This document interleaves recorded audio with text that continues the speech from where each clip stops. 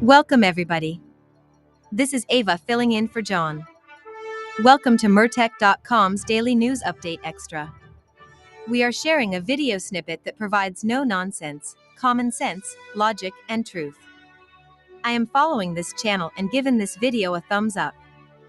The link to this video is in the description box below. Please follow Mertech on Rumble. Give me a thumbs up and share this information far and wide. This great news update will begin momentarily. Thank you and may God bless.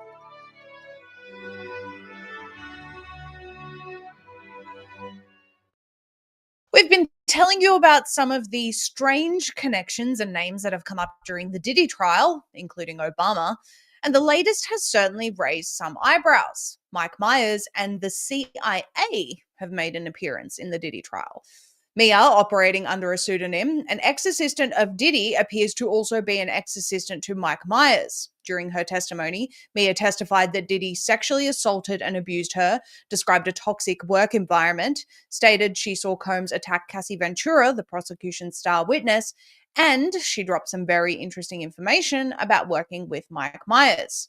The story, according to the Daily Mail, is that Mike Myers may have been dragged into the trial over a scene in 2002's Austin Powers Goldmember, where the character of Dr. Evil had an E. Diddy tattoo on his buttocks after spending time in prison.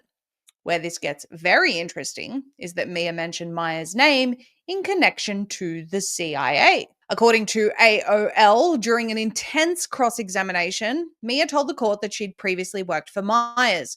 She said that she handled all unique requests for Mr. Myers, including setting up a private and confidential tour of the CIA. She did this by corresponding with Secret Service agents and government officials. And this is true. Myers really did take a tour of the CIA headquarters in Langley, Virginia back in 2009. During his tour of the iconic building, he reportedly visited the museum and had lunch with officials. But people were quick to include Myers' film repertoire as a spy in comments about visiting the CIA.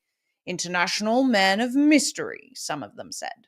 Now, that's all very comical, of course, but this personal assistant, Mia, also went on to work for Madonna. So she's very connected to some very questionable celebrities and apparently well connected to the CIA and the Secret Service too. So this latest revelation really does point to what we've been speculating all along. Diddy was running a hip-hop version of Epstein's sexual blackmail ring, and potentially intelligence agencies were also involved here in some way, as they undoubtedly were with Epstein. Former U.S. Attorney Brett Tolman recently appeared on Benny Johnson's show, asserting that Diddy and Epstein ran nearly identical blackmail operations, both protected and enabled by intelligence agencies. Take a listen. I think there's a pattern here, though. You see Epstein, you see others. There's rumors that float around that they worked, with the government agencies at times, and I would not doubt that.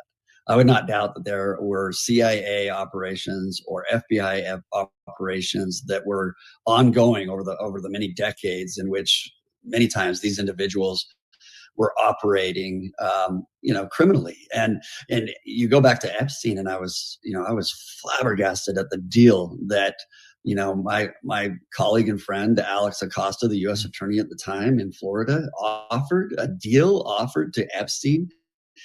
I mean, the only reason that you would believe that such a deal would be granted in that kind of a case and investigation was if there was solid information. Of course, we'll never know at this point, but there had to have been some solid information about some very high-level targets in order to give such a deal to an individual that was such a criminal.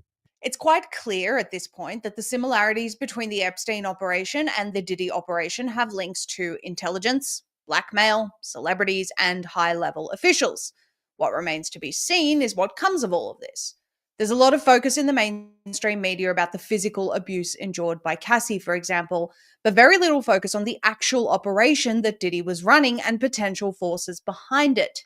Where are the tapes? We've been told that apparently there's thousands of tapes. Diddy had cameras and footage stashed away in secret rooms.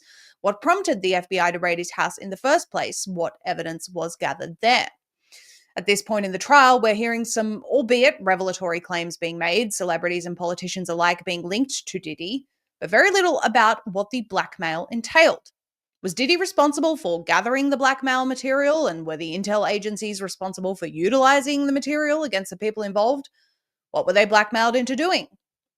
It's a very deep rabbit hole, and one can't help but feel we're being drip fed some names, just like with the Epstein trials, without ever getting to the substance of the operation.